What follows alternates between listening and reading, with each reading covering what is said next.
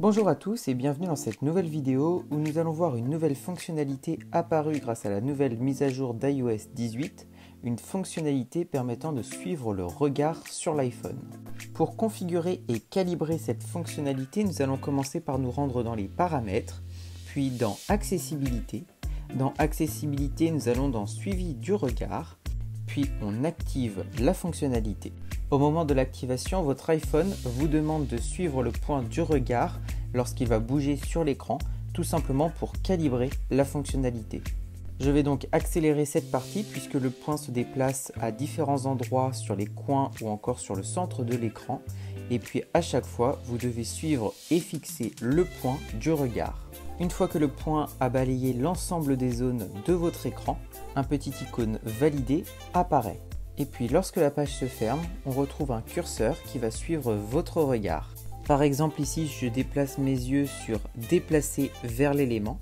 On peut voir que mon iPhone a compris que je regardais cet élément en particulier. Et puis si je descends par exemple mes yeux sur zoomer sur les touches du clavier et je reste fixé sur cet élément, alors ça va le décocher.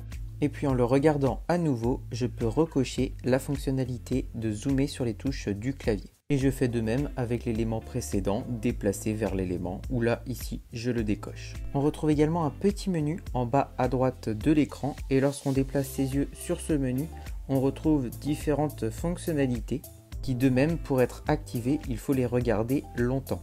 Par exemple, le menu d'accueil qui me fait bien retourner à ma page principale de mon iPhone. Je retourne ensuite dans les réglages avec un regard sur l'icône de l'application. Par exemple ici, je retourne dans le menu et je choisis d'activer Siri. Cela fonctionne correctement puisque l'assistant vocal vient de s'activer. Cette fonctionnalité peut être donc très intéressante pour diverses personnes, permettant d'utiliser son iPhone à travers son regard. Bien entendu, les possibilités sont nombreuses grâce à cette fonctionnalité en dehors de l'application Réglages. On peut aussi également aller voir ses mails, aller dans d'autres applications, ajouter un minuteur, un chronomètre, etc.